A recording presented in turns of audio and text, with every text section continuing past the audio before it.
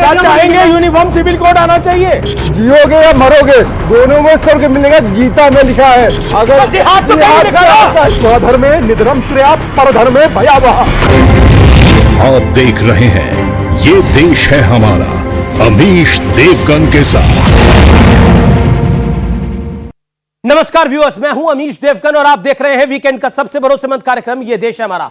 क्या धर्म का कार्ड खेलना हमारे देश में चुनाव का अघोषित नियम बन गया है? यह मुद्दा बेहद गंभीर है, इसलिए आज हम जनता के बीच इस मुद्दे को उठा रहे हैं, क्योंकि चुनावी पैकेजिंग तो विकास के नाम पर होती है, लेकिन इस पैकेजिंग के भीतर धर्म वाला प्रोडक्ट जबरदस्ती फिट क्यों किया जाता है? गुजरात में कांग्रेस के एक विधायक कह रहे हैं कि इस देश को और कांग्रेस को सिर्फ मुस्लिम समुदाय ही बचा सकता है। कांग्रेस के दूसरे विधायक कह रहे हैं कि हिंदू इलाके में डिस्पेंसरी की मैं मंजूरी तक नहीं दूंगा। यानी एक तरफ राहुल गांधी भारत जोड़ने निकले हैं, तो दूसरी तरफ उन्हीं की पार्टी के आला नेता और विधायक बंटवारे की लकीर बीच में से खींच रहे हैं। कांग्रेस के इस बयान के बाद गृह मंत्री अमित शाह ने कहा कि वोट बैंक के चलते कांग्रेस ने राम मंदिर नहीं बनाया। अमित शाह यह भी कह रहे हैं कि अगर कांग्रेस को सत्ता मिली तो फिर दंगों का दौर शुरू हो जाएगा। लेकिन इसी बीच गुजरात चुनाव में मोर्चा संभाल रहे असम के मुख्यमंत्री हिमंता बिस्वा शर्मा कह रहे हैं कि 4-4 शादियों वाला कल्चर अब खत्म करने के लिए यूनिफॉर्म सिविल कोड देश की जरूरत है और सिर्फ बीजेपी सरकार ही इसे लागू कर सकती है। कि हालांकि हिमंता बिस्वा शर्मा ने एक और बड़ा बयान दे दिया है जो विवादित भी हो गया है, जिसमें उन्होंने कहा है कि दाढ़ी बढ़ाकर राहुल गांधी सद्दाम हुसैन जैसे दिखने लगे हैं और श्रद्धा मर्डर केस के बहाने भी चुनाव में धर्म की सियासत शुरू हो गई है। आज इस हफ्ते का देश है हमारा इसी मुद्दे पर होगा। भाई मोदी साहब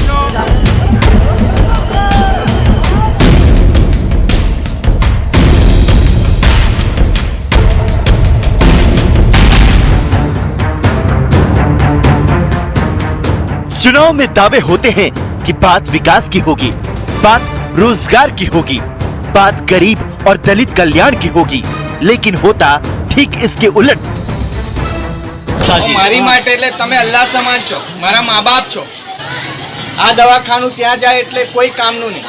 મુસ્લિમ સમાજે મને પેટીઓ ભરીને વોટ આપ્યા છે, પણ આની હું બોયધરી આપું છું, ત્યાં એ દવાખાનું નહીં થવાનું। ये कोई छोटे नेता या कार्यकर्ता नहीं, बल्कि गुजरात कांग्रेस के विधायक हैं। और अब एक और कांग्रेस नेता का बयान सुनिए। અને દેશને માત્ર ને માત્ર બચાવી શકે તો મુસ્લિમ સમાજ બચાવી શકે, અને દેશ કોંગ્રેસ પાર્ટીને જો કોઈ બચાવી શકે તો મુસ્લિમ પાર્ટી બચાવી શકે। કે જો એ રામ મંદિર બનાવે તેમને પેલા વોટ ના મળે। અમે નથી ડરતા ભાઈ વોટ બેંક થી, હો કોઈ વોટ બેંક થી નથી ડરતા। આ કોંગ્રેસિયન પેસવા ના દેતા ભાઈ, નહીં તો ફરીવાર હુલ્લડો થશે અને ફરીવાર તકલીફ ઊભી થશે। इस बीच असम के सीएम हिमंत बिस्वा शर्मा ने गुजरात में यूनिफॉर्म सिविल कोड का मुद्दा उठाकर माहौल पूरी तरह गर्म कर दिया। अभी आप देखिए, एक व्यक्ति है, कोई बात नहीं, 2-2, 3-3, 4-4 शादियों कर लेता है। देश में अगर हिंदू एक शादी करता है तो बाकी धर्म का लोग भी एक ही शादी करना पड़ेगा। कि देश को यूनिफॉर्म सिविल कोड चाहिए। नरेंद्र मोदी कहते हैं कि सबका साथ, सबका विकास, सबका विश्वास, क्या क्या बोलते हैं। तो बीजेपी ने कह दिया कि हमको टोपी वालों का साथ नहीं चाहिए, हमको कैंडिडेट नहीं देंगे। इधर दिल्ली एमसीडी चुनाव में मस्जिदों के इमाम और मौलवियों को वेतन का मुद्दा छाया हुआ है। केजरीवाल जी जैसे आप दिल्ली के मस्जिद के मौलवियों को और 42,000 रुपए की सैलरी हर महीने देते हैं, वैसे ही हमारे मंदिर के पुजारियों को और हमारे गुरुद्वारे के ग्रंथियों को हर महीने 42,000 रुपए की सैलरी देने की कृपा करें। चुनाव की बात शुरू होती है रोजगार जैसे मुद्दों से, लेकिन वोटिंग करीब आते आते धर्म का बोलबाला हो जाता है। सवाल है कि धार्मिक कार्ड के बिना क्या चुनाव संभव नहीं है? क्या धार्मिक कार्ड के बिना चुनाव संभव नहीं है? यह जरूरी है या मजबूरी है? मेरे साथ बात करने के लिए भारतीय जनता पार्टी के नेता प्रवक्ता है राजीव जेटली, अभिनंदन है उनका। स्वामी दीपांकर है आध्यात्मिक गुरु, उनका अभिनंदन है। शिवम त्यागी है, उनका अभिनंदन है, राजनीतिक विश्लेषक है। जोरदार तालियों से स्वागत करिए। अंसार रजा है, लंबे अरसे बाद स्टूडियोज में वापसी कर रहे हैं, जोरदार तालियों से अभिनंदन है। राजकुमार भाटी, नेता प्रवक्ता समाजवादी पार्टी के, विधायक का चुनाव लड़ चुके हैं, उनका अभिनंदन है। दीपक झा, जाने माने राजनीतिक विश्लेषक, उनका अभिनंदन है। और जनता के लिए जोरदार तालियां जनता के लिए, पब्लिक के लिए। और इस चर्चा की मैं शुरुआत करता हूं। अंसार रजा, आप बड़े दिनों बाद वापसी कर रहे हैं तो शुरुआत आपसे करते हैं। 40 सेकंड 50 सेकंड आपके। चुनाव में धार्मिक कार्ड जरूरी है या मजबूरी है? अमीश जी देखिए, अब तो जरूरी भी हो गया और मजबूरी भी हो गई है। कैसे? इसलिए कि बीजेपी बगैर धर्म का नाम लिए चुनाव नहीं जीत सकती। वो इस बात को अच्छी तरीके से जानती है। आप ये बताइए, 8 साल से मोदी जी की सरकार है, तकरीबन 90% हिंदुस्तान में बीजेपी की सरकार है, लेकिन मुद्दे पे कभी बात नहीं करते, विकास पे कभी बात, नारा जरूर विकास का देते हैं लेकिन विकास पे बात नहीं करते। आ जाते हैं हिंदू मुसलमान पर। सरकार बनाई हिंदुओं के लिए और कानून मुसलमानों के लिए बना रहे हैं और कहते हैं हिंदू खतरे में है। राष्ट्रपति तुम्हारा, प्रधानमंत्री तुम्हारा, गृह मंत्री तुम्हारा। एक मिनट सुन तो लीजिए। आपके नहीं है राष्ट्रपति हिंदू, प्रधानमंत्री हिंदू, गृह मंत्री हिंदू, मुख्यमंत्री हिंदू, उसके बाद भी हिंदू खतरे में है। ये सबसे बड़ी बात अमीश जी ये है, एक लफ्ज में बात को खत्म करता हूं कि मोदी जी, आरएसएस और बीजेपी, इसने सिर्फ एक फार्मूला इनके पास है कि मुसलमानों का चारा दिखा करके हिंदुओं का शिकार कर रही है बीजेपी, और देश का हिंदू इस बात को समझ नहीं रहा है। ठीक है, आपने बोला कि मुसलमान को चारा दिखा के हिंदुओं का शिकार कर रही है। उन 2 विधायकों पे कांग्रेस के आप नहीं बोले कुछ, मैं आगे उस पर आपसे कोई बात मैं बोल दूंगा। शिवम त्यागी आपके पास में आता हूं। भारतीय जनता पार्टी यूज कर रही है हिंदुओं का, और अगर भारतीय जनता पार्टी से लड़ना है तो अंसार रजा ने बोला कि धर्म तो अब जरूरी हो गया है, ये मजबूरी नहीं रहा, ये जरूरी है बीजेपी से अगर लड़ना है तो। अंसार रजा जब 20-30 साल के या 10-15 साल के रहे होंगे, धर्म जब भी उतना ही जरूरी था, लेकिन दिक्कत यह है तब ये देख नहीं पाते थे। आजकल बीजेपी की सरकार है, चारा चल नहीं रहा तो आजकल ये कुछ ज्यादा ही देख रहे हैं। एग्जाम्पल के तौर पे 2 नवंबर 1966 को 375 कार सेवकों को इंदिरा जी ने पार्लियामेंट के चारों तरफ घेर के गोलियों से भून दिया, मार दिया। क्या वो धर्म की राजनीति नहीं थी? 1984 में एक रिपोर्ट कहती है वही 2 नवंबर को 374 सिखों को गोली से भून दिया। क्या वो धर्म की राजनीति नहीं थी? 90 में 2 नवंबर और 3 दिसंबर को कार सेवकों को मारा। कहा जाता है 35 थे जिनको मार दिया गया। एक श्री गंगानगर का एक व्यक्ति था, उसके माथे में, सर में गोली मारी पुलिस वालों ने, उसने अपने खून से लिखा श्रिया राम, फिर से 7 गोली मारी उन्होंने। क्या वो धार्मिक रंग नहीं था? आज नहीं हो रहा है अमीश जी ऐसा, आज नहीं हो रहा है। आज कहते हैं बयान दे दिया कि भाई वो दाढ़ी बता दी उसने, किसके जैसी बताई? सद्दाम हुसैन जैसी। कहते हैं धार्मिक बयान है। अब भाई लगी सद्दाम हुसैन जैसी रही है, नहीं तो अब्राहम लिंकन जैसी भी तो लग सकती है। सद्दाम हुसैन क्यों दिख रही है? अब्राहम लिंकन जैसी दाढ़ी भी दिख सकती है। अरे अब्राहम लिंकन दाढ़ी तो आपकी भी है ना। मैं कहता हूं मेरी जैसी भी लग रही है, आप मेरा नाम रख दो, मुझे डरने। यहां 4 लोगों की दाढ़ी है। अब देखिए, लग ऐसी रही है तो ऐसी रखी जाएगी। जब आदरणीय प्रधानमंत्री जी की दाढ़ी बढ़ी हुई थी तो उस पर शशि थरूर ने कॉमेंट किया था कि उनकी दाढ़ी के साथ साथ महंगाई और तमाम चीजें जोड़कर वो कर दी थी। तो आज इनको इतना दर्द क्यों हो रहा है? देखिए, जो सद्दाम हुसैन की सोच रखने वाला है उसका वही नाम रखा जाएगा, वही रखा भी जाना चाहिए मेरे हिसाब से। ठीक है, दीपक झा। देखिए, बड़ी हंसी आती है कि इंदिरा गांधी के सारे बयान आ जाते हैं। ताजा उदाहरण पे देखिए, किसानों की लाशें की ढेर बिछ गए, किसान कितने मारे गए आंदोलन करने में। तो शिवम त्यागी को वो दिखाई नहीं देगा जो किसानों की बात करती थी सरकार, जो बेरोजगारों की बात करती थी किसानों की बात कर रहे थे, किस चारे की बात कर रहे हैं? ये जो 2 विधायक कह रहे थे कांग्रेस पार्टी के कि मुसलमान देश को भी बचा सकते हैं और कांग्रेस पार्टी को भी बचा सकते हैं। मुसलमान, और मैं हिंदू इलाकों में डिस्पेंसरी नहीं खुलने दूंगा, देखिए इलाज नहीं होने दूंगा। हिंदू इलाकों में डिस्पेंसरी वगैरह सब खुल चुकी हैं, अगर ऐसी बात है तो खुल चुकी हैं, कोई दिक्कत नहीं है। कांग्रेस के विधायक जो पिछड़े लोग हैं, विकास उनका होगा ना भाई। जो पिछड़ा, सुनो, उनको मौका दीजिए ना अपनी बात। ललन पासवान बिहार का विधायक है, जानते होंगे सारे लोग। शिवम त्यागी तो जानते ही होंगे, अगर नहीं जानते होंगे तो नॉलेज कर लेंगे जाके।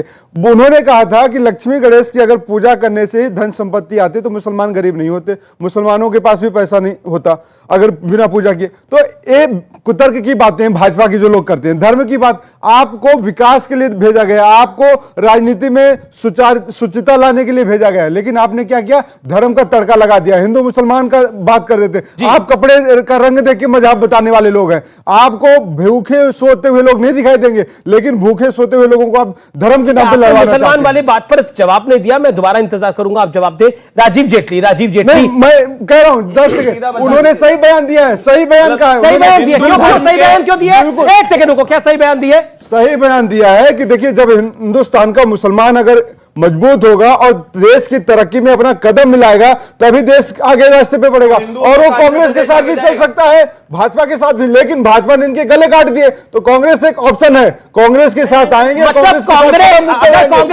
जाके देश का विकास होगा। बढ़ेगा, हिंदू के बढ़ने से कुछ नहीं होता जी, बस मुसलमान ही बढ़ना चाहिए। हिंदू तो बढ़ेंगे ही, हिंदू तो बढ़ेंगे ही, कोई रोक नहीं सकता। मतलब मुसलमान जरूरी बढ़ने, हिंदू बढ़े ना बढ़े। सुन लो, हिंदू मुसलमान करने वाले ये है, लेकिन हमारे विधायक ने इसलिए कहा क्योंकि एक वर्ग को इन्होंने कहा ना, चारा बना लिया, हिंदुओं को चारा बना के मुसलमानों को निगल रही है सरकार, तो ना हम हिंदुओं को चारा बनने देंगे ना मुसलमानों को निगलने देंगे। वो कह रहे सही कहा कांग्रेस के विधायक ने, गलत क्या कहा? नहीं, बिल्कुल ठीक कहा। देखिए, मैं अंदाजा नहीं था मुझे कि इस देश के अंदर अभी जनसंख्या कितनी है, कितनी होनी चाहिए, कितनी है और कितनी एक्टिव है, कितनी राजनीतिक रूप से भागीदारी देती है। मुझे लगता है कि कहीं कोई कमी हो रही है। मुसलमानों की संख्या इतनी ज्यादा हो चुकी है कि अभी नहीं लगता खुल करके मुस्लिम कार्ड खेलना चाहिए। आपने पैकेज बनाया था, उस पैकेज के अंदर आपने लिखा, उस पैकेज के अंदर आपके बीच में नहीं बोले, उन्हें 40 सेकंड का मौका देंगे ना। नहीं, देश उस पैकेज के अंदर आपने लिखा है कि धर्म का कार्ड, यहां धर्म के कार्ड की बात नहीं हो रही है। धर्म के कार्ड की बात होती तो आप सिख की बात करते, आप बौद्ध की बात करते, आप जैन की बात करते, लेकिन आपने बात करी है मुसलमान की, तो आप यहां इस्लाम का कार्ड लिखिए। ये धर्म का कार्ड नहीं है। खुले तौर पर बता रहे हैं कि हम मुसलमान के नाम पर राजनीति करेंगे, हम अपने स्कूलों के अंदर छुट्टी करेंगे बाकायदा। अब रविवार की छुट्टी नहीं, झारखंड के अंदर आप देखिए इन्होंने छुट्टी जो डिक्लेयर कर दी है, जुम्मे की कर दी है। बिहार ने भी इसको आगे बढ़ाते हुए उन्होंने भी कहा सरकारी स्कूलों के अंदर अब जो छुट्टी होगी वो जुम्मे वाले दिन होगी। अरे अब रह क्या गया है? तो वापस ले लिया गया, आदेश हुए थे वापस लिए गए ना। आपको केवल इतनी बात, मैं आपको केवल इतनी बात बताना चाहता हूं, अगर था वापस लिया डिसीजन। सुनिए, देखिए आज अरे भाई, मैं इसीलिए तो कंफ्यूज हूं कि आबादी कितनी हो चुकी है ये तो पता चले। ये निर्णय कैसे लिए जा रहे हैं? ठीक है, कुछ तो गलती है हमारे पास। राजकुमार भाटी आपके 50 सेकंड। क्या आपको लगता है, क्योंकि आपने हाल ही में चुनाव लड़ा और उस चुनाव में आप कामयाब नहीं हो पाए, क्या आपको लगता है जो हमारा टॉपिक है धार्मिक कार्ड जरूरी है या मजबूरी है? क्योंकि हम दोनों तरफ से देखते हैं, ऐसा नहीं है कि बयान एक तरफा है, हर तरफ से। चुनाव में धार्मिक कार्ड ना तो जरूरी है और ना मजबूरी है। अगर राजनीतिक लोग जनता के काम करें, जनता की सेवा करें और विकास के एजेंडे पर राजनीति करें। जब 5 साल निकम्मेपन में कटते हैं, जब काम नहीं करते हैं, जनता के बीच में उपलब्धि बताने के लिए आपके पास कुछ नहीं होता है, तब धर्म और जाति के कार्ड खेले जाते हैं। और ये इस तरह खत्म होगा नहीं अमीश जी कि कांग्रेस के लोग कांग्रेस के विधायकों के बयान का बचाव करते रहें और बीजेपी के लोग बीजेपी के लोगों का बचाव करते हैं। चाहे मेरी पार्टी का कोई व्यक्ति, समाजवादी पार्टी का भी कोई व्यक्ति धार्मिक एजेंडा चलाता है, धार्मिक बयानबाजी करता है, धार्मिक उन्माद फैलाता है, तो मैं सबसे पहले उसका विरोध करने वाला व्यक्ति होऊंगा और होता हूं। मैं विरोध करता भी हूं, आपके शो में मैंने कई बार किया है। देखिए, ये जो बहुत ही घटिया बयान है, मैं इसे बहुत घटिया बयान मानता हूं। अगर विधायक ये कह रहा कि मैं हिंदुओं के इलाके में डिस्पेंसरी खोलने की इजाजत नहीं दूंगा, तो ये देशद्रोह है, देश के संविधान का अपमान है और इस देश की जनता का अपमान है। बिल्कुल। ऐसे व्यक्ति को जो धार्मिक नफरत की बात करता हो, चाहे किसी भी पार्टी का है, उसे संसद या विधानसभा में नहीं, उसे जेल में होना चाहिए। ऐसे व्यक्तियों को समाज में खुला छोड़ना खतरनाक है। मैं बहुत संक्षेप में, आपने कहा बहुत गंभीर विषय है, एक गंभीर बात कहते हुए मैं बस थोड़ा सा आगे बढ़ूंगा बहुत संक्षेप में। नेहरू जी का एक संस्मरण आपने सुना होगा कि जब नेहरू जी लाल किले कवि सम्मेलन में गए, दिनकर जी उनके साथ थे, तो नेहरू जी फिसल गए सीढ़ी से, दिनकर जी ने उन्हें पकड़ लिया, तो नेहरू जी ने कहा धन्यवाद आपने मुझे गिरने से बचाया। तो दिनकर जी ने कहा कि जब जब राजनीति डगमगाती है, साहित्य उसे संभालता है। तो मैं इसमें पत्रकारिता और जोड़ना चाहता हूं, पत्रकारिता भी साहित्य का एक अंग है।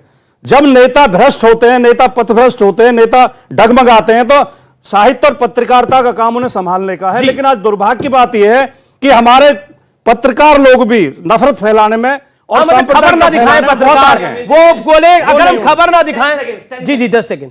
आज के पत्रकार बहुत आग लगा रहे हैं, बहुत ही बायस्ड हैं, बहुत ही बेकार हैं। नहीं, ये one जब to one जब है एक क्या? डिबेट जब one to one है? जब एक पत्रकार सोनिया गांधी से one to one है क्या? किस लिए आपने समय दिया? This is wrong. जब ये आपने अपनी बात डिबेट दिस इज रॉन्ग। जब पत्रकार सोनिया फिर गांधी मुझे से- भी आप समय देना। जब पत्रकार सोनिया गांधी से बैठकर पूछते थे कि आप कभी किचन में गई कि नहीं गई, बहुत शानदार पत्रकारिता थी वो तो। आपको भिंडी बनाना आता है कि नहीं आता है, वो बहुत शानदार पत्रकारिता थी। 2013 में जो इस देश में हंगामा हो रहा था वो बहुत शानदार पत्रकारिता थी, जब मुजफ्फरनगर में सचिन और गौरव को मार दिया गया था। आज के पत्रकार इनको बुरे लगते हैं क्योंकि चलिए मैं पत्रकारिता पे एक ही बात नहीं, देखिए ऐसा होता है, नेता बयान दे कि मैं हिंदुओं के लिए डिस्पेंसरी नहीं खोलने दूंगा। अगर कांग्रेस को समर्थन मिलेगा मुसलमानों का तो देश भी आगे बढ़ जाएगा और कांग्रेस भी आगे बढ़ जाएगी।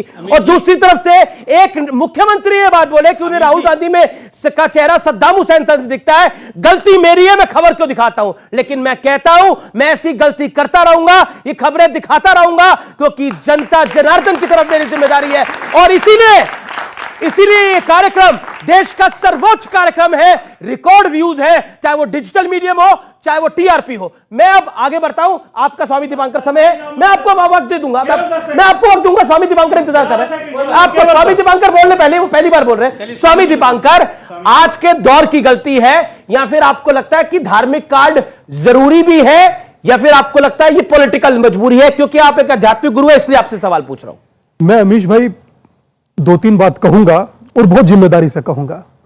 जिस सियासत में आध्यात्म नहीं होता ना, वो सियासत मुर्दा होती है, क्योंकि उसे बताने वाला कोई नहीं होता।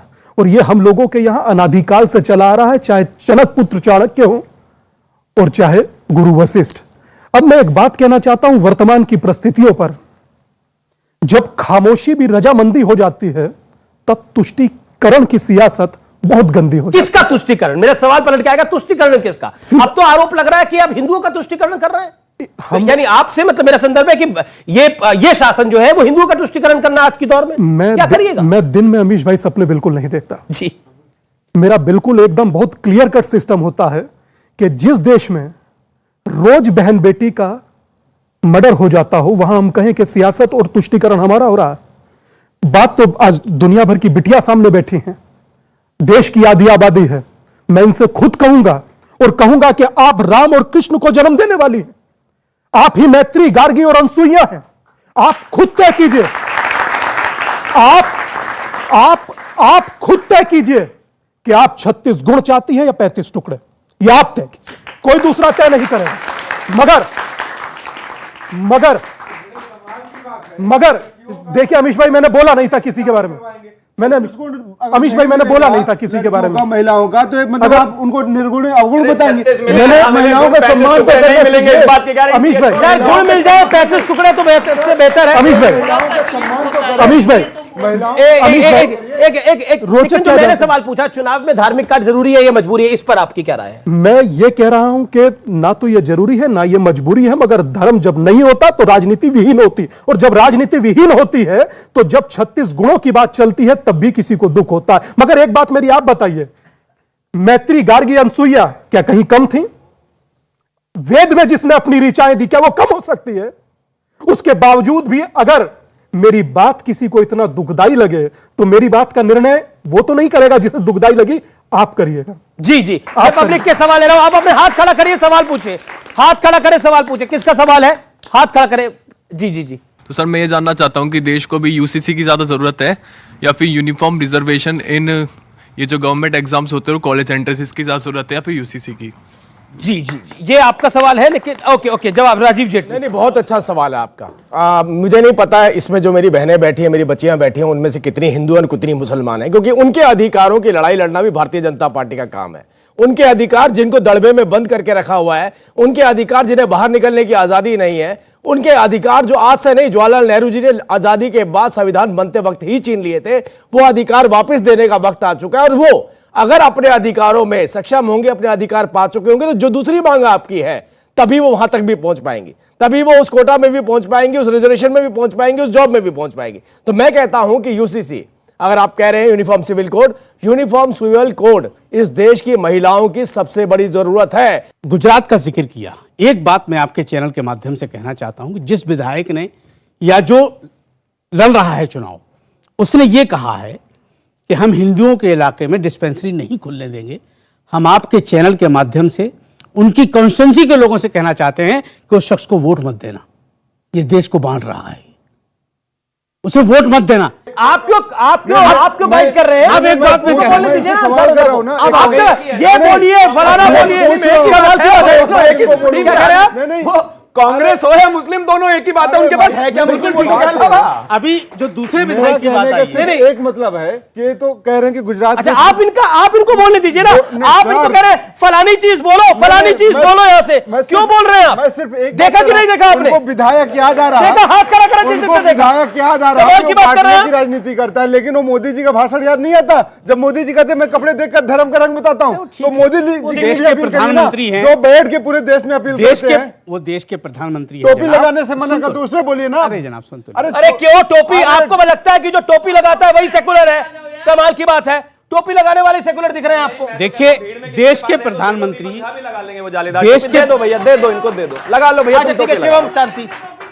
देश के प्रधानमंत्री ये जो शिवम त्यागी और दीपक झा ने सेटिंग यहाँ पे कर रखी है, ये स्टैंड अप कॉमेडियन। अगर अमित जी ऐसा होगा तो मैं चला जाता हूं। अब अपनी बात अच्छा रहेगा। मैं इस तरह की बहस में नहीं पढ़ना चाहता। देखिए प्रधानमंत्री साहब हमारे जो बोलते हैं वो हमारे देश के प्रधानमंत्री हैं और बहुत लायक प्रधानमंत्री हैं। उन्होंने तो ये भी कहा था चुनाव में आने से पहले कि 15 लाख रुपया यूं ही आ जाएंगे। आप उसी का इंतजार कर रहे हैं? जाहिर सी बात है, पूरा देश कर रहा है सर, पूरा देश कर रहा है। गरीब आदमी मरा जा रहा है, किसान मर गए। उन्होंने ये भी कहा था कि 2 करोड़ नौकरियां देंगे। 70,000 का ऐलान हुआ है परसों 8 साल के बाद। क्या तमाशा है? प्रधानमंत्री की जबान तो वो होनी चाहिए कि जो एक बार निकल गई तो निकल, पत्थर की लगी। असम के सीएम ने जो राहुल जी के लिए बोला, वो आपको क्या लगता है? देखिए साहब, आरएसएस के कदमों पे कौन ज्यादा करीब बैठेगा, ये हेमंत बिस्वा शर्मा से सीखना चाहिए, क्योंकि कांग्रेस का प्रोडक्ट है वो, और उनको पता है कि आरएसएस के करीब कैसे जाया जा सकता है। जब तक मुसलमानों को गालियां ना दी जाएं, कांग्रेस के लोगों को गालियां ना दी जाएं। सद्दाम में भी मुसलमान देख रहे हो आप? हम देख रहे हैं कि वो देख रहे हैं यार, कमाल कर रहे हो आप।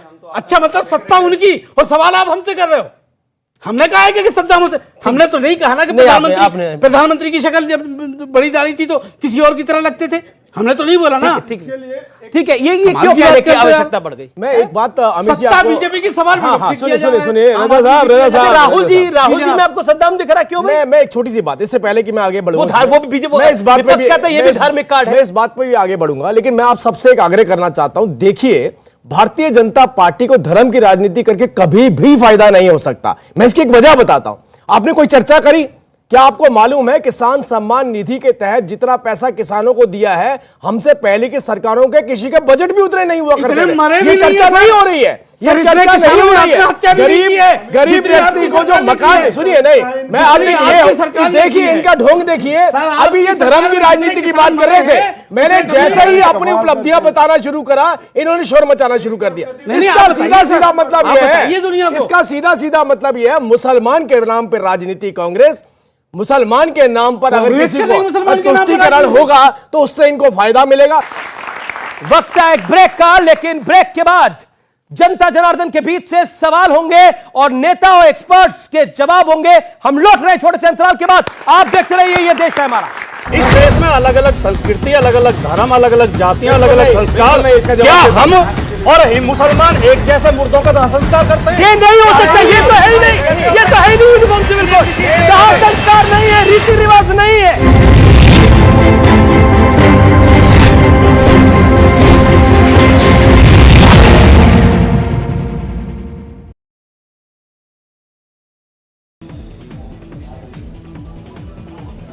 भारत जोड़ो यात्रा के लिए एनएसयूआई प्रदेश में माटी यात्रा निकाल रही है और इसी कड़ी में एनएसयूआई के प्रदेशाध्यक्ष अभिषेक चौधरी अजमेर पहुंचे और ख्वाजा गरीब नवाज के साथी पुष्कर और सम्राट पृथ्वीराज चौहान के किले पहुंचकर वहां की मिट्टी ली। श्रीगंगानगर के नवनिर्मित मेडिकल कॉलेज में अब तक ऑल इंडिया के 2 और स्टेट कोटे के 1 राउंड की काउंसलिंग के बाद अब तक 100 में से 68 सीटों का आवंटन किया जा चुका है। जैसलमेर के पोखरण थाना इलाके के रामदेव कॉलोनी निवासी एक विवाहिता की संदिग्ध परिस्थिति में मौत हो गई।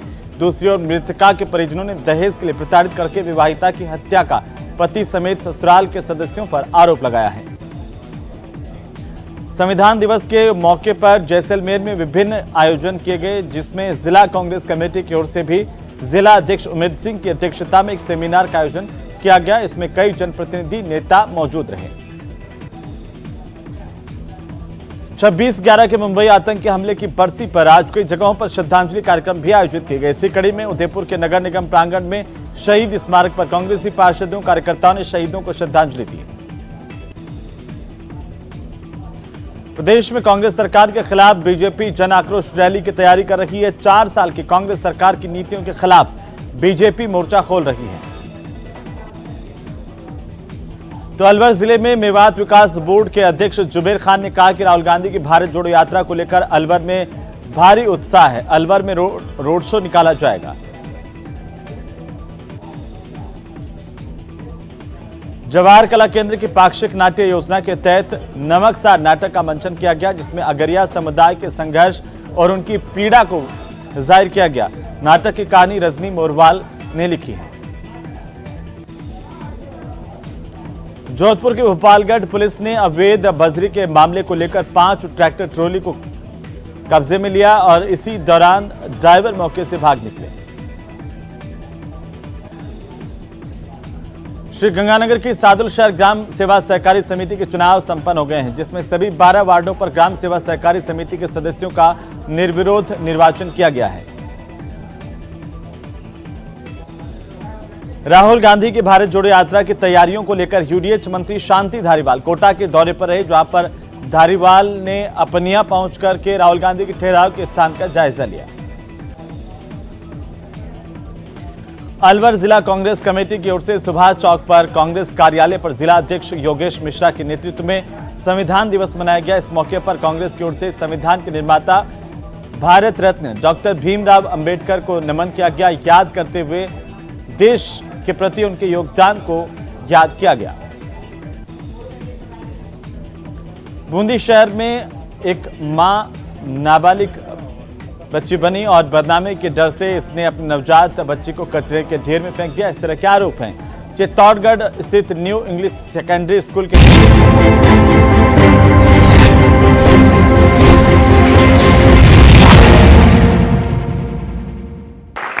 वेलकम बैक व्यूअर्स, आप देख रहे हैं वीकेंड का सबसे भरोसेमंद कार्यक्रम ये देश है हमारा। जामा मस्जिद में जो हुआ है, जिसमें एक नोटिस जारी कर दिया गया, क्या आपको लगता नहीं है कि वो वाकई मतलब सप्रेशन की एक लिमिट है? क्यों? ये अगर आप थोड़ा सा पीछे जाइए तो हाजी अली के लिए भी हुआ था। आपको याद हो तो बहुत लड़ाई हुई थी। बहुत उस समय दीप्ति देसाई ने बहुत प्रयास किया। हालांकि बाद में कह दिया गया गलती से नोटिस चिपक गया था, गलती को हमने सुधार लिया है। मतलब गलती भी ऐसी होती है? आप यकीन मानिए, यकीन सुनिए, कमाल की बात है। चिपकाया क्यों? गलती भी ऐसी हो गई। गलती हो गई तो हो गई अमीश भाई, अब उसको इशू बना रहे हैं। गलती हो गई तो हो गई। अमीश बाबू, मुझे आज भी याद है कि कभी एक मंदिर को लेकर भी ये चर्चा हुई थी, तब गलती नहीं थी, तब कभी गलती नहीं होती। मगर मैं आज हैरत में हूं जब आपने ये बात मुझसे कही या आपने माइक से कही कि एक विधायक साहब कह रहे हैं कि मैं हिंदू इलाके में डिस्पेंसरी खुलने नहीं दूंगा, परमिशन नहीं दूं। आप समझ रहे हैं कि जब दवा नहीं होती तब मरीज का हाल क्या होता? सोचिए कि कोई जनप्रतिनिधि इतनी हिम्मत जुटाता है, वो भी तब जब आपके वोट, और वो कह रहा है क्योंकि आप ही ने मुझे जिताया है इसलिए मैं कर रहा हूं ये, और पब्लिक ताली बजा रही है। और सोचिए ये कितना बड़ा डिजास्टर है। इससे बढ़कर मैं डिजास्टर नहीं मानता। और मगर एक बात मैं बड़ी कहना चाहता हूं, लेकिन ये कहा जाता है कि दूसरी तरफ भी धर्म का कार्ड होता है। अमित शाह ने बोला कि अगर कांग्रेस आएगी तो दंगे होंगे वापस। अगर कांग्रेस तो राम मंदिर को लटकाना चाहती थी। मैं एक सनातनी सन्यासी होने के नाते मैं मात्र उतनी बात कह रहा हूं जितना मेरा हक और मेरा इख्तियार है। जी जी जी, ये पहला जो डिस्पेंसरी वाला है। और दूसरी बात एक बड़ी कहना चाहता हूं। एक बात बताइए, कहीं आपको हम लोग बहुत बड़े महल मूल में रहने वाले राजा लगते हैं? हम लोग भी एक सन्यासी है ना। जब आप एक उलेमा को, मुफ्ती को दे सकते हैं 42,000 40,000, तो ब्राह्मण में क्या कितने मिल रहे हैं? मिल कितने रहे? मिल कितने रहे? गलत बात है। मुअज्जिन को 8,000 रुपया है और इमाम को 15,000 रुपया। और पंडित को कितने मिल रहे हैं? मिलना चाहिए। एक जगह पंडित और ब्राह्मण को कितने मिल रहे हैं? मिलना चाहिए। कितने मिल रहे हैं? पंडित को भी मिलना चाहिए। नहीं मिल रहे ना? ग्रंथी को भी मिलना चाहिए। अच्छा, ये तुष्टिकरण है। हमने मांगा तो नहीं। हमारी क्या गलती? ये इंटरेस्टिंग है। हमने मांगा नहीं, मिलना चाहिए। यही कहना चाह रहा हूं। सरकार हमारी होती तो ब्रह्मा विष्णु महेश के बहिष्कार के नारे लगते, शपथ होती यह सरकार मेरी है, और उसके बावजूद आपको बिना कहे मिल रहा है और मुझे भीख मांगने पर नहीं मिल रहा। यह है तुष्टीकरण। जी, वो कह रहे हैं कि हमने तो मांगा नहीं, कोई दे रहा तो हम क्या करें, किसी को लगता है वोट बैंक तो करे। इनका चेहरा देख लो ढंग से। 1975 में 64 साल की एक महिला 275 रुपए अपने हस्बैंड से चाहती थी भत्ते के तौर पर, तलाक के बाद। उसको पूरी जी जान लगाने के बाद भी और सुप्रीम कोर्ट के वर्डिक्ट के बाद भी वो नहीं मिला, क्योंकि पूरी की पूरी कौम सड़क पर उतर गई कि हम मेहर की रकम देंगे नहीं। और अब 8,000 5,000 को कह रहे मिल गए तो मिल गए, हमने थोड़ी ना मांगे थे। तो मतलब जो अपना है वो तो आने दो, और एक महिला को नहीं। और एक अंत में एक चीज उन्होंने और कही कि विधायक ने जो किया वो गलत है, ये वो उन्होंने कंडेम किया। विधायक वही कर रहा है जो कांग्रेस करती है। हिंदू विरोधी ये गाली देते हैं, कांग्रेस वाले हिंदू विरोधी ये, हिंदुत्व विरोधी ये, हिंदुस्तान विरोधी ये, राम विरोधी ये, तो ऑब्वियसली वो मुसलमानों की। ये इनका बहुत सुनिए, महत्वपूर्ण है जी। लफ्जों से खेलना दुनिया को आता है। आप तो खूब खिलाड़ी हैं। आप एक बात टुकड़े करते हो, हम हथियारों से नहीं खेलते। दंगाई तुम लोग हो यार, हम लोग हथियारों से नहीं खेलते। हम ये कह रहे हैं कि क्या सद्दाम हुसैन के चेहरे की मुशाबिहत करना राहुल गांधी के लिए क्या मोदी जी ने कहा है क्या? नहीं कहा मोदी जी, नहीं कह सकते मोदी जी ये बात, मैं जानता हूं नहीं कह सकते, उन्होंने अपनी तरफ से कहा है। अब ये कह दो कि किसी विधायक ने कह दिया तो राहुल गांधी ने कह दिया, ये भी तो नहीं होना चाहिए ना यार। ठीक है, इस तरह की राजनीति नहीं करनी चाहिए। सद्दाम पर और कांग्रेस के विधायक पर क्विकली योर टेक। नहीं, आप सबके पास 3-3 बार हुआ है, मेरे पास अब इनके कहीं मत जाना। हाँ भाई, सभी प्यासों के हिस्से में बराबर मैं नहीं आती, तो साकी कैसी पैमाई से पैमाना बनाता है ना। हम पैमाने नहीं बनाते सर, हम सवाल पूछते हैं। भाई समय तो हमें भी, तो हम भी इनके बराबर अधिकार रखते हैं। जहां तक देखिए, अगर किसी को सबसे ज्यादा कोई समय नहीं मिला वो जनता जनार्दन है, जो लगातार कुछ बोलना चाह रही है। आप बोलिए अब अपनी बात। देखिए अमीश जी, पहली बात तो सद्दाम हुसैन पे तो मैं केवल इतना कहना चाहूंगा कि सद्दाम हुसैन भारत का मित्र था, भारत के नुकसान में कभी कुछ नहीं किया उसने, और वो हमेशा भारत के पक्ष में खड़ा रहा। तो हमारी कोई लड़ाई नहीं थी, अमेरिका की लड़ाई थी सद्दाम हुसैन से, वो हमारे लिए खलनायक नहीं है। दूसरी बात, ये बहुत गंभीर डिबेट चल रही है। जब आप नेताओं की आलोचना करते हैं तो क्या हम नेताओं की ठेकेदारी करते हैं कि नेताओं को ऐसे क्यों कह रहे हो? क्योंकि हमने सारे नेताओं को ठेका तो लिया नहीं, अच्छे भी हैं बुरे भी हैं। तो जब हम पत्रकारिता की आलोचना करते हैं तो आप क्यों सबका ठेका ले लेते हो? नहीं, मीडिया पर सवाल नहीं उठाओगे? भाई मीडिया में कुछ लोग आप जैसे अच्छे लोग भी हैं, लेकिन कुछ खराब लोग भी तो हैं। और अगर मीडिया अपने आप को सुधार ले, मीडिया इन नेताओं को दिखाना बंद कर दे जो नफरत फैलाते हैं, मीडिया गलत चीजों को दिखाना बंद कर दे, उन लोगों को बहिष्कार करे, तो समस्या आधी हो जाएगी एकदम। मैं जिम्मेदारी के साथ ही कह रहा हूं। मतलब आप कह रहे हैं वो उनकी खबर ना दिखाई जाए जो ओके पब्लिक कुछ कहना चाहती है। शिवम 2014 में मुलायम सिंह यादव ने कहा था कि अगर इस देश के लिए और आपके लिए, मुसलमानों के लिए खास तौर पर मुझे और कार सेवकों को भी मरवाना पड़ता तो मैं मरवा देता। अगर उनको नहीं दिखाया होता ना अमीश जी आपने आज, तो ये सारा खत्म हो जाता मामला। मतलब अपनी ही पार्टी में ये करने वाले लोग हैं और दूसरों को ज्ञान मुलायम सिंह का वो बयान दिखाया है मुसलमानों के लिए। इनके आधार, इनकी राजनीति, इनकी पार्टियां टिकी हुई हैं। आपका चैनल बहुत जिम्मेदार चैनल है, ऐसी अफवाहें मत फैलवाओ अपने चैनल। ताश का खेल होता है। मुलायम सिंह ने ये कहा है, मुलायम सिंह ने ये कहा है कि मुसलमानों के लिए कार सेवकों को 2014 में दिखाओ, अभी दिखाओ, में गूगल कर लो, अभी माना पूछिए, किताब नहीं ये पढ़ते टेलीफोन तो है ना आपके पास। अब दिखाओ ना, अबे तबे नहीं, अब उन्होंने बोला दिखाओ ना, ठीक है। क्या मुसलमानों के लिए नहीं देखो, राजकोट भाटी को तो आपका जिम्मेदार चैनल। अरे राजकोट भाटी को तो बोलने देंगे, झूठी खबरें नहीं जाना चाहिए। ठीक है, अच्छा ये अफवाहें नहीं जाना चाहिए। मान रहा हूँ समाजवादी पार्टी को आप भी डिफेंड करना चाह रहे हैं, लेकिन डिफेंड करने की बात नहीं है। जी लेकिन गलत बयानी नहीं जाए। ताश का एक खेल होता है, उनको बड़ी तारीफ कर रहे हैं आपकी। ताश का कोई खेल होता है, मैंने खेला तो नहीं, लेकिन मैंने सुना है कि उसमें पपलू होता है। सुन चाहे किसी के लिए हो, सुन लो जी, उसमें एक पपलू होता है जो सब पत्ते की जगह चल जाता है। कुछ जानते होंगे कुछ लोग। तो क्या ये त्यागी जी पपलू है आपकी डिबेट के? हर के बाद आप उनके पास चले जाते हो और ये हल्की टिप्पणी करते हैं। पर व्यक्तिगत टिप्पणी किस बात में चल रही है? उन्होंने को वोट किया। इतने अच्छे चैनल की इतनी अच्छी डिबेट में और इतने अच्छे एंकर के होते हुए ये विज्ञापन नहीं होना चाहिए। अब देखिए, मुझे सफेद बालों का बड़ा सम्मान है और राजकुमार भाटी मेरे बड़े भाई हैं, तो मैं गाली तो दे नहीं सकता। अरे बड़े छोटे, अब इनकी पार्टी के डीएनए में गाली भरी हुई है, तो उसमें भी मैं कुछ नहीं कर सकता, जवाब दे रहा हूं। ठीक है, सरपंच है वो कह रहे हैं आप सरपंच है क्या? मतलब आप जवाब से डर गए, ऐसी कोई बात हो गई इनकी? मतलब आप इनकी सरकार एक घंटे में समाजवादी की सरकार होती तो ये बदतमीजी कर देते, अब नहीं करेंगे। महाराज जी की सरकार है तो जवाब तो ले लीजिए कम से कम। कोई गंभीर बात तो इनके मुंह से गलती से ही निकल जाए तो निकल जाए, वरना कभी गंभीर नहीं होते। अच्छा, मुझे लगता है पब्लिक को बोलना है कुछ। ओके, सवाल आपका सवाल क्या है? सर, आपने जामा मस्जिद वाली बात बड़े आसानी से टाल दी। अमीश देवगन सर ने भी बोला, तब भी आपने बड़े आसानी से टाल दी कि वो छप गया था, हो गया था, गलती सबसे होती है। पर भारत जैसे देश में जहाँ सेक्युलरिज्म को इतना प्रमोट किया जाता है, जेंडर इक्वालिटी को इतना प्रमोट किया जाता है, हर कास्ट हर रिलीजन एक है, तो ये जामा मस्जिद वाले केस में जेंडर अनइक्वालिटी क्यों? पॉइंट है आपकी बात के अंदर, पॉइंट है अपनी बात के अंदर। बहुत अच्छा, बहुत अच्छी बात आपने बोली। ये गलती से भी अगर छप गया तो जेंडर इनइक्वालिटी क्यों? हम देखते हैं कि इस देश के अंदर हिजाब का भी कई लोग समर्थन करते हैं। भाई हिजाब पहने, किसी की मर्जी हो तो हिजाब डाल के जाए। अगर इस लड़की की मर्जी है तो हिजाब डाल ले, इस लड़की की मर्जी है हिजाब डाल ले, इस लड़की की मर्जी है हिजाब डाल ले। लेकिन अब स्कूल कॉलेज में पढ़ते थे, स्कूल सब गए हो ना आप लोग, बेटा स्कूल गए हो ना आप, तो स्कूल के अंदर ड्रेस डाल के जाते थे कि वहां पर हिजाब डाल के जाते थे? कोई रामनामी चादर लेकर आएगा? एक बात मुझे बताइए, लॉजिकल बात बताइए, क्या आपको लगता नहीं है ईरान के अंदर उनकी फुटबॉल टीम ने फीफा वर्ल्ड कप के अंदर अपना राष्ट्रगान नहीं गाया इसके विरोध के अंदर? और हम जेंडर इनइक्वालिटी ऐसी कर रहे हैं, हम लड़कियों को पर्दे में चाहते हैं। कल को हिंदू समाज बोलेगा कि हमें चाहिए हमारी लड़के घूंघट में। जवाब दूं? जी देखिए, स्कूल की जो कोट है स्कूल का, जो लिबास है स्कूल का, जो ड्रेस है, जो ड्रेस है स्कूल की, वहां सिर्फ स्कूल की ड्रेस ही पहन के जाना चाहिए। वहां हम हिजाब के पक्ष में नहीं है। गुड पॉइंट, बात खत्म हो गई। अब हम बाहर क्या पहन रहे हैं, बाहर कुछ भी नहीं, बस बात खत्म हो गई ना। फिर बात खत्म हो गई, बात तो पूरी स्कूल की है। मैंने बोल तो दिया भाई। अब इससे ज्यादा और क्या बोल सकता हूं? फिर सवाल मैं ले रहा हूं बाकी। इससे ज्यादा और क्या बोल सकता हूं मैं? अमीश, मैं एक बात कहना चाहता हूं। तकरीबन शायद मुझे लगता है कि सभी लोग डिबेट भी देख रहे हैं और टीवी भी देखते हैं। हमारे दिमाग से श्रद्धा नहीं निकल रही, पता नहीं क्यों नहीं निकल रही। और शायद मुझे लगता है कि इस देश की बेटी है, यूं नहीं निकल रही। ये मात्र एक श्रद्धा पर आकर के बात नहीं टिकती। अमीश भाई, श्रद्धा से थोड़ा सा आगे बढ़िए।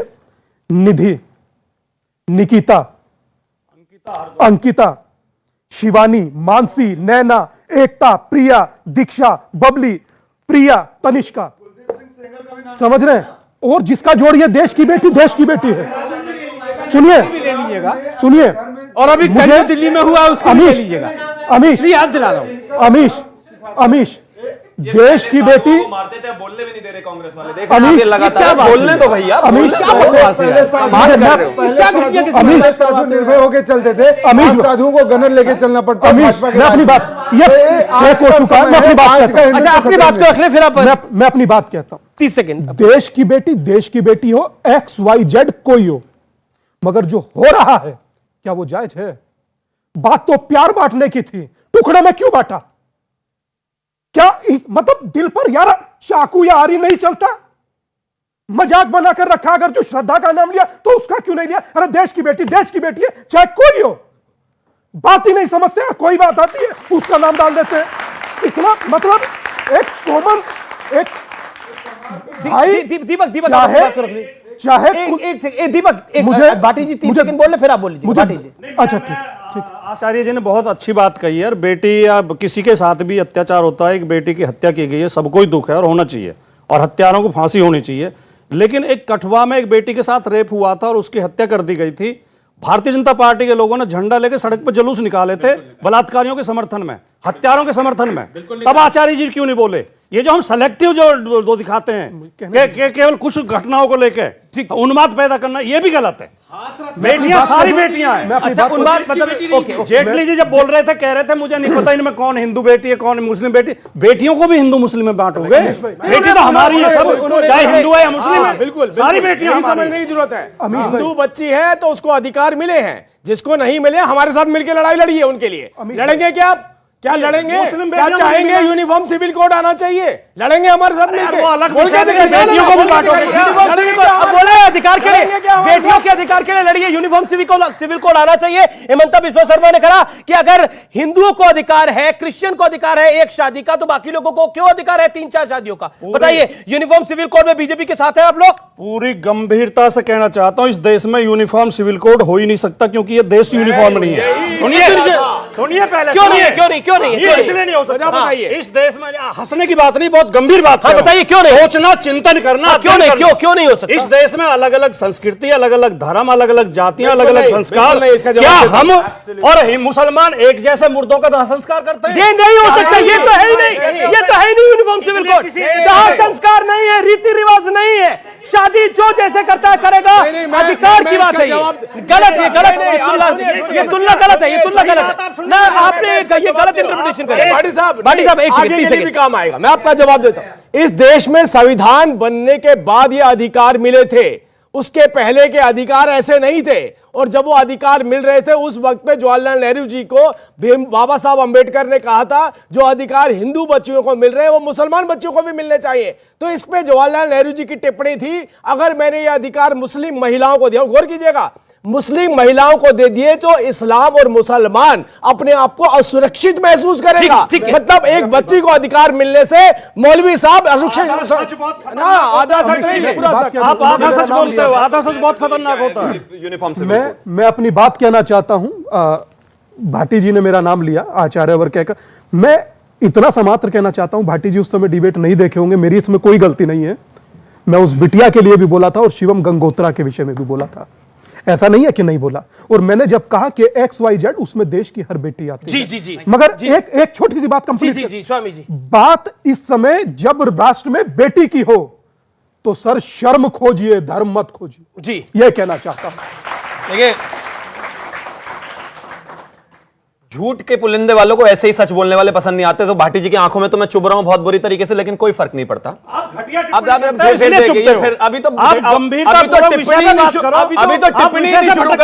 चिल्लाना शुरू कर दिया, आपसे कोई दुश्मनी नहीं है। अरे घटिया और अच्छा तो वो तय करेंगे, आप कब से जज बनने रुक जाइए प्लीज। विषय में कभी नहीं बोलते। यूनिफॉर्म सिविल कोड में सिर्फ 5 चीजें हैं, शादी, तलाक, प्रॉपर्टी राइट्स और बच्ची का जो बेटी है उसका अधिकार। पहली चीज, यूनिफॉर्म सिविल कोड कहता है कि शादी के बाद अगर लड़की तलाक चाहती है तो उसको कानून के तहत तलाक होना चाहिए, कानून के हिसाब से, अदालत के हिसाब से। मुसलमानों में ऐसा आज भी नहीं है, वो बदलेगा, वो सबके लिए समान हो सकता है। क्या नहीं हो सकता आप बताइए, हो सकता है कि नहीं हो सकता? अब आ जाते हैं आगे।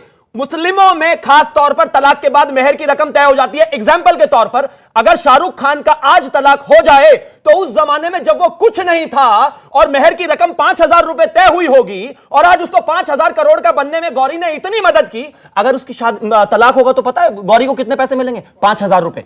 उसकी जिंदगी में उसने कितनी मेहनत की उससे कोई फर्क नहीं पड़ता। अब आ जाते हैं आगे। इसके बाद होता है बेटी। अगर आपकी बेटी है ना, आप अपनी बेटी को प्रॉपर्टी राइट्स नहीं दे सकते, आपको दूसरी शादी करनी पड़ेगी। यह है उनकी प्रॉब्लम। और इसी चीज को यूनिफॉर्म सिविल कोड कहता है कि शादी, तलाक और सब में अधिकार बराबर होना चाहिए। समाजवादी पार्टी से पूछना चाह रहा हूं कि इन्होंने कहा जी आप मीडिया वाले गंदे जो लफ्ज बोलते हैं, कोई भी नेता कोई, उसकी फोटो वगैरह मत दिखाए। कल कोई इलेक्शन होगा, वो बंदा इलेक्शन में खड़ा हो गया, हमें क्या पता वो बंदा कैसा है। ये बड़े पते की बात बोली है। अब आप बताइए, अब ये वो बोल रहे जी जी जी, क्या पता बंदा कैसा है, उसको वोट दे कि ना दे, जब दिखाते हैं तब हमें पता लगता है कि वो बंदा ऐसा है।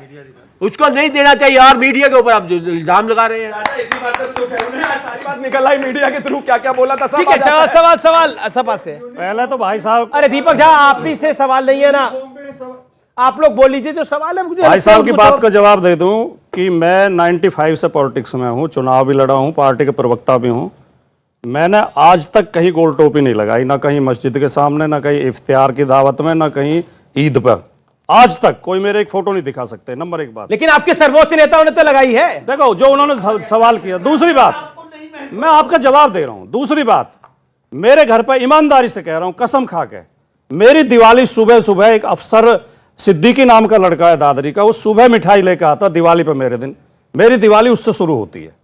और मैंने दर्जनों क्या सैकड़ों लोगों को मैं जानता हूं मुस्लिम जो हमारे नवरात्र में भी शामिल होते हैं, दिवाली में भी शामिल होते हैं। पता नहीं आप कौन से देश में रहते हैं कि आपको नहीं दिखाई देता। दूसरी बात कर रहा हूं सर, आम आदमी हमारे क्या, हाँ आम आदमी है वो, आम आदमी आता है, आम आदमी है। वो कह रहे हैं आजम खान आए कभी आपको दिवाली की बधाई देने के लिए? क्या नहीं, मैं आजम खान आए आपके यहाँ पर? आजम खान, मैं एक छोटा सा कार्यकर्ता हूं, मेरे घर तो क्यों आएंगे, लेकिन नेताजी के घर आजम खान जाते थे। एसटी हसन आए आपके यहाँ पर? अब आप ऐसे सवाल आपने बोला कि आपने बोला एसटी हसन मुरादाबाद रहते हैं, मैं दादरी में रहता हूं, मेरे घर कैसे आएंगे? वो अपने घर में जाते होंगे। अच्छा कोई नेता आया हो तो बता दीजिए। सैकड़ों, एक दो नहीं सैकड़ों आते ठीक है, तो नाम ले देते हैं। अमीश भाई, मैं एक बात कहना चाहता हूं। बहुत हम लोग अपनी चर्चा करते हैं, आध्यात्म की चर्चा करते हैं, तुष्टीकरण की चर्चा करते हैं और वर्तमान मजबूरी की चर्चा कर रहे हैं। अच्छा, कौन नहीं जानता कि इस देश में कहा गया कि श्रीमद् भगवद गीता में जिहाद सिखाया गया है? क्या हम लोगों ने नहीं देखा? शिवराज पाटिल पूर्व गृह मंत्री एकमात्र किताब के विमोचन के लिए। और रही बात दीपक बाबू की कि धर्म का चोला पहनकर वन साइडेड बात कर रहे हैं, अच्छा नहीं लगता यार। मैं तो समझता था कि दीपक इसलिए वंदनीय होता है कि वो औरों के लिए जलता है, औरों से नहीं जलता। मैं तो ये सोचता था। मगर मैं एक बात कहना चाहता हूं। अरे सर सुनिए ना, अमीश भाई वहीं आ जाएंगे, सुनिए। अब कुछ अच्छी बात आपको बताते हैं। हम लोगों ने वो दौर भी देखा जब तुलसी का पत्ता राम तक पहुंचते पहुंचते बासा होता था। हमने वो दौर भी देखा जब मजिस्ट्रेट से परमिशन लेनी पड़ती थी। और हमने वो दौर भी देखा जिसमें पूछा गया कि राम 1000 कमरे थे, कौन से कमरे में पैदा हुए? क्या आप लोगों को लगता हम लोग पत्थर हैं? आइए, बोलिए, चले जाइए, डिबेट खत्म हुई, अगली की तैयारी कीजिए। नहीं सर, हम लोग इंसान हैं और हम लोगों में भी मर्म है, हमारा भी भाव है। लेकिन क्या आपको लगता है कि जब एक सवाल, क्योंकि मैंने पहले भी आपसे पूछा, आपने सवाल का जवाब नहीं दिया, जब अमित शाह कहते हैं कि कांग्रेस ने राम मंदिर को रोका, क्या आपको लगता नहीं ये भी कहीं ना कहीं धर्म का कार्ड है? लगता आप इसमें लगने जैसा क्या? कपिल सिब्बल ने कहा चुनाव के बाद करवाइए भाई इसकी पैरवी। कपिल सिब्बल ने कोर्ट में कहा, वर्तमान कपिल सिब्बल सपा में है, उस समय तो कांग्रेस में थे। ऐसा कौन सा शशि थरूर ने क्या लिखा? सपा से सांसद है, सपा से सांसद है सर, वही समझ लीजिए। समर्थन से सांसद समर्थन से सांसद। और वो कांग्रेस के वकील नहीं थे, बाबरी मस्जिद के एक्शन कमेटी सर थे तो कांग्रेस में क्यों कराएं? सर कांग्रेस में नहीं थे, कांग्रेस के नेता थे भाटी जी, कांग्रेस में नहीं थे। कांग्रेस में वो वकील सर कांग्रेस में है ना, प्रोफेशनल है, वकील है वो। सर मैं सहमत हूं, मगर कांग्रेस में है ना। की वकालत नहीं कर रहे थे वो कोर्ट सर, वो कांग्रेस में है ना। बाबरी मस्जिद एक्शन कमेटी बात तो थी सर। वो आप मस्जिद कहते हैं, मगर मैं उसे महाजिद कहता हूं। पर परमात्मा ने काम खत्म किया, बात खत्म हो गई। मगर क्या ये आज भी हमें नहीं दिखता कि शशि थरूर क्या बोले कि जो मंदिर चाहता है वो बैड हिंदू है? आप एक बात बताते हैं, बताइए ना कोई एक व्यक्ति। मैंने तो उस दिन भी दीपक भाई से कहा था और आज फिर कह रहा हूं डंके की चोट पर, कोई एक नेता कांग्रेस में, एक सेकंड मुझे बात पूरी करने दीजिए। कोई एक नेता कांग्रेस में से ऐसा बता दीजिए जिसने हिंदू धर्म के विरोध में ना बोला हो। बोलिए, मैं आज ही बात। अच्छा, ये बात तो सत्य है कि कपिल सिब्बल ने तत्कालीन राम मंदिर की सुनवाई को टालने का अनुरोध किया था। देखिए, कोर्ट में तथ्य और तर्क होता है। मैंने पहले भी कहा है, आस्था से अगर कोर्ट चले तो मैं तो क्या बोला था 2019 के चुनावों पर इसका असर पड़ेगा, इसका फैसला नहीं आना चाहिए, अभी इस पे सुनवाई नहीं होनी चाहिए। और चुनाव वो सुनवाई नहीं हुई, लेकिन 2019 में कांग्रेस हारी। सुनिए, चुनाव आयोग भी आचार संहिता लगा देता है कि जिन मुद्दों का चुनाव पे जनता पे आचार फर्क पड़े। अब सुनो, आचार्य जी ने बोल रहे हैं, सुने, क्या सुप्रीम कोर्ट क्या चुनाव आयोग फैक्चुअल गलत है? ये चुनाव आयोग लगा ही नहीं सकता सुप्रीम कोर्ट की सुनवाई पर हो। मैं कह रहा हूं कि सुन लो भाई, बहुत तुम्हारे नहीं, मैंने क्या कहा कि चुनाव आचार संहिता जब लागू हो जाती ना तो कोई ऐसे उद्घोषणा नहीं कर सकता कोई भी पार्टी। उसी तरीके से मैं दूसरी बात कह रहा हूं जो इन्होंने आज स्वामी जी ने कहा है। बात है गीता में कहा है, हतो वा जेष्यति प्राप्य स्वर्गानुसुखम। जिहाद तो नहीं है, पर सुनिए, सुनना पड़ेगा आपको, सुनना पड़ेगा आपको। जियोगे या मरोगे दोनों में स्वर्ग मिलेगा, गीता में लिखा है। अगर जीत गए तो यहाँ पे राज करोगे, मर गए तो स्वर्ग मिलेगा। अगर जिहाद तो कहीं नहीं लिखा है ना। दो तरह की बात होती है पॉलिटिक्स के अंदर।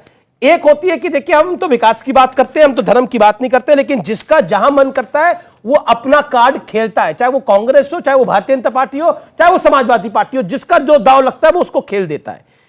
और क्या आपको लगता है वाकई कांग्रेस अब सीरियस कंटेंडर नहीं है किसी भी चुनाव के अंदर? नहीं अशोक, अमीश जी, ऐसा नहीं कह सकते आप।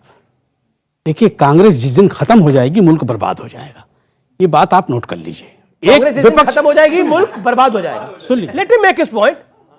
अगर जिस दिन कांग्रेस खत्म हो जाएगी देश बर्बाद हो जाएगा, इसमें कोई शक की गुंजाइश नहीं है।